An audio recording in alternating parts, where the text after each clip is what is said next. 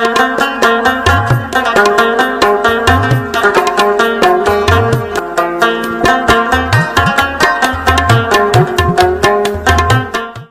سمندر سے 8,471 فٹ بلندی پر واقع گبن جبہ، جسے چند برس قبل ہی محکمہ سیاحت نے دریافت کیا تھا، جسے دیکھنے کے لیے لارڈ آف برطانیہ نذیر احمد لارڈ اور راہی محمد نواز خان اپنے دوستوں سمیت سوات پہنچ گئے۔ اس موقع پر سیکرٹری اطلاعات و تعلقات عامہ ارشد خان اور بریکوٹ پریس کلب کے صدر سہیل باچا بھی موجود تھے۔ ماشاءاللہ اتنے مہمان نواز کہ آج کل جتنا مہنگائی کا دور ہے، لوگ تو ایک مہمان آ جائے تو پریشان ہو جاتے ہیں، لیکن میں نے دیکھا ہے کہ یہ لوگ اتنی خوشی اور مسرت ہوتی ہے ان کو اپنے مہمانوں کو دیکھ کے، اور واقعی وہ دل سے خوش ہوتے ہیں، مہمان نوازی کرتے ہیں۔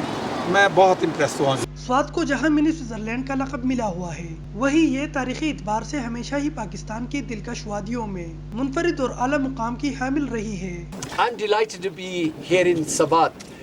And many years ago, people used to think that there's Taliban and also extremists and terrorists in this region, and they'd taken over.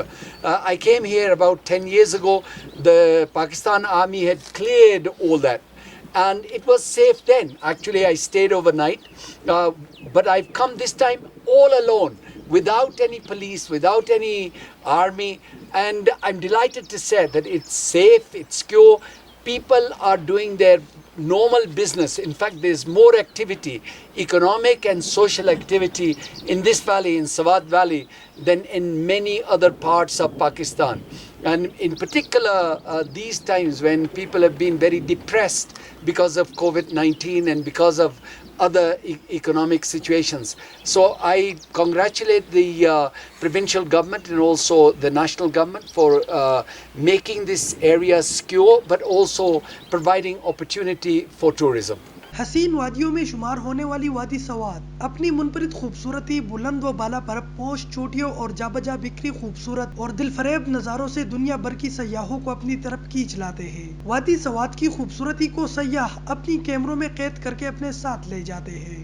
وادی سوات دنیا بھر میں خوبصورتی کے نام سے جانا جاتا ہے، لیکن گبن جبہ بھی اپنے خاص میں کوئی ثانی نہیں رکھتا۔ اعزاز الحق، گبن جبہ، سوات۔